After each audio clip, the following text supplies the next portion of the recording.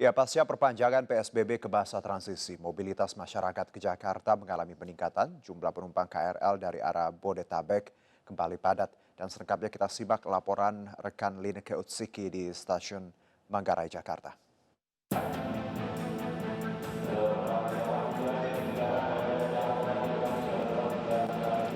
Pemirsa, mulai hari ini PSBB di DKI Jakarta sudah memasuki fase pertama masa transisi menuju normal baru hingga akhir Juni mendatang. Berdasarkan pada pantauan kami, situasi di stasiun KRL Manggarai memang terpantau padat. Kami melihat adanya penumpukan di dalam gerbong, begitu terutama yang mengarah ke Jakarta Kota. Kalau kita mengacu pada data yang dimiliki oleh PT KCI, memang terjadi lonjakan penumpang sejak 3 hari terakhir, yakni mencapai 10 hingga dengan 13%. Jika biasanya KRL ini hanya melayani kurang lebih sekitar 200 hingga dengan 220 ribu penumpang, maka sejak 3 hari terakhir ini sudah melayani mencapai 260 ribu penumpang. Untuk rute Jakarta Kota yang biasanya dipadati oleh penumpang, kami melihat memang untuk penerapan protokol kesehatan seperti jaga jarak ataupun physical distancing ini sangat sulit sekali diterapkan, meskipun sudah ada petugas dan juga sudah ada himbauan begitu untuk jaga jarak, namun karena ramainya ataupun kepadatan sehingga sulit untuk menerapkan jaga jarak.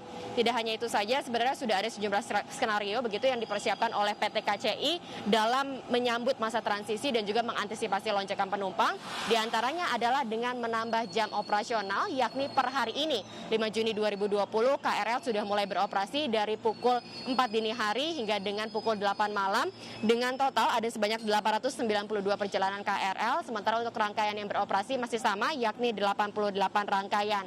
Terkait dengan kapasitas penumpang di dalam gerbong, ini masih mengacu pada aturan yang lama, yakni 35% dari kapasitas angkut maksimum.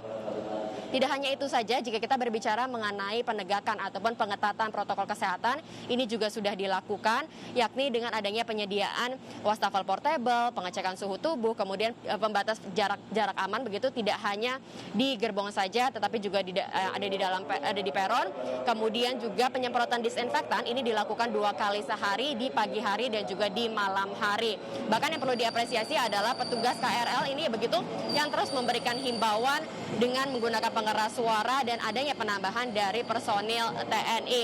Nantinya pada tanggal 8 Juni PT KCI akan menambahkan sejumlah aturan baru yang diantaranya adalah untuk balita ini dilarang menggunakan KRL, kemudian juga lansia dan juga para pedagang yang membawa barang dagangan ini dibatasi hanya dapat menggunakan KRL begitu dari pukul 10 hingga dengan pukul 14, dan nantinya para pengguna KRL dilarang untuk berbicara secara langsung ataupun menggunakan telepon genggam untuk meminimalisir adanya percikan air liur ataupun droplet antara satu penumpang dengan penumpang lainnya. Dari Jakarta, Lineke Utsiki, Rizky Yulianto, iNews melaporkan.